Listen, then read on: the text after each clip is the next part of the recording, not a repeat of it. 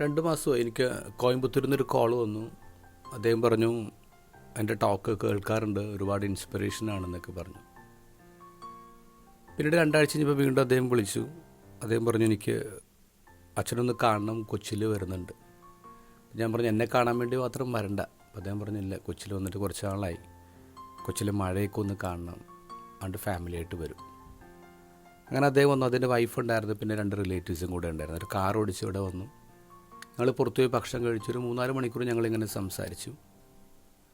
അദ്ദേഹത്തോട് സംസാരിച്ചപ്പോൾ എനിക്ക് അദ്ദേഹത്തോട് കൂടുതൽ ബഹുമാനം തോന്നി. എന്നെക്കാളും സീനിയറാണ് അദ്ദേഹം. അദ്ദേഹം ഈ അടുത്ത കാലത്ത് കൺവേർട്ടഡ് ആയിട്ട് ഇങ്ങോട്ട് വന്ന ആളാണ്.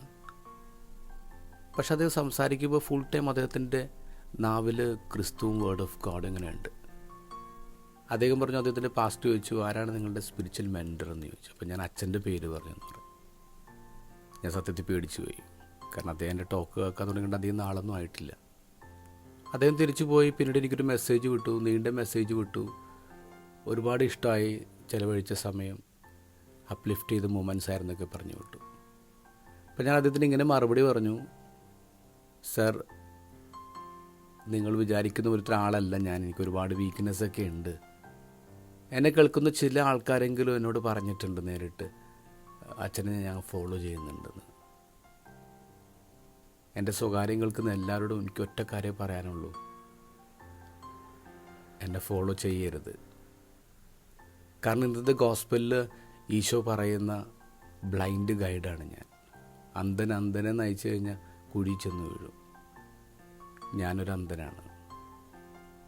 എനിക്ക് കാഴ്ചക്കുറവുണ്ട്, എനിക്ക് കുറേ ബ്ലൈൻഡ് സ്പോട്ട്സ് ഉണ്ട്, എനിക്ക് കുറേ വീക്ക്നെസ് ഉണ്ട്.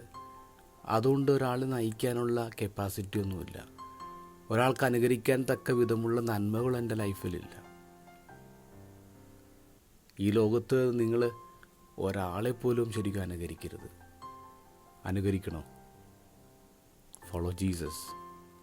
ഈ ലോകത്തിലെ പേരിന് മുന്നിൽ ശ്രീ എന്നും ഗുരു എന്നും റെവറൻഡ് എന്നും ബ്രദർ എന്നും ഒക്കെ പേരുള്ള കുറേ ആൾക്കാരൊക്കെ ഉണ്ട്. പക്ഷേ നിങ്ങൾ ഫോളോ ചെയ്യേണ്ടത് ഈശോനെയാണ്.